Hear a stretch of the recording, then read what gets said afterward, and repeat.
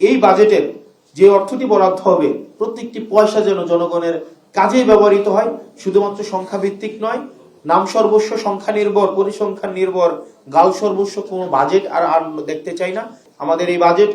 ছায়াবাজির team দীর্ঘ 2 মাসেরও বেশি সময় ধরে আমরা বিভিন্ন স্টেক হোল্ডারের সাথে কথা বলেছি। আমরা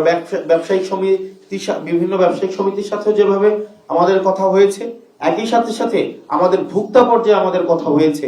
এসএমইর সাথেও যেমন আমরা কথা বলেছি, একই সাথে সাথে বাংলাদেশের যেই বড় প্রতিষ্ঠানগুলো রয়েছে,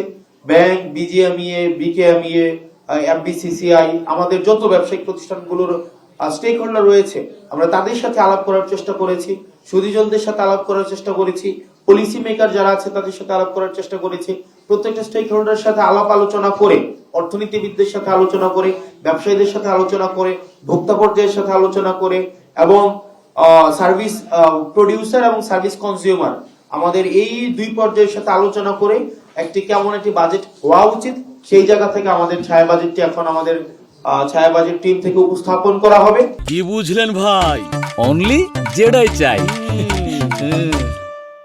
এবং পরবর্তীতে আপনাদের যদি কোনো প্রশ্ন থাকে সেক্ষেত্রে আমাদের ছায়া বাজেট টিম সেটির উত্তর আপনাদেরকে দিবে এবং আমাদের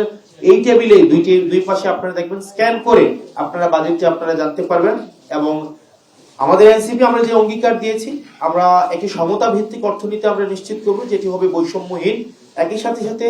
রাষ্ট্রের সাথে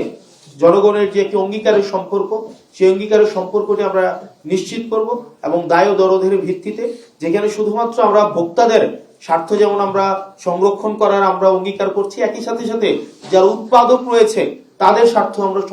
সংরক্ষণ করার একই সাথে সাথে আমরা অঙ্গীকারবদ্ধ। আমরা যারা ট্যাক্স দেয় তাদেরকে যেভাবে ট্যাক্স দিতে আমরা উৎসাহিত করব, এটি বলে যে ট্যাক্স হচ্ছে রাষ্ট্রের সাথে আপনার একটি কমিটমেন্ট, আপনি রাষ্ট্রের প্রতি কিভাবে আস্থা রাখেন, একই সাথে এই ট্যাক্সের অর্থ দিয়ে যেভাবে রাষ্ট্রের বিভিন্ন পরিষেবা উৎপাদিত হয়, যেটি সাধারণ জনগণের দোরগোড়ায় পৌঁছে দেয়, স্বাস্থ্য শিক্ষা থেকে শুরু করে বিভিন্ন সেবামূলক কার্যক্রম যেভাবে আমাদের রুলিং হয়, সেটি যেন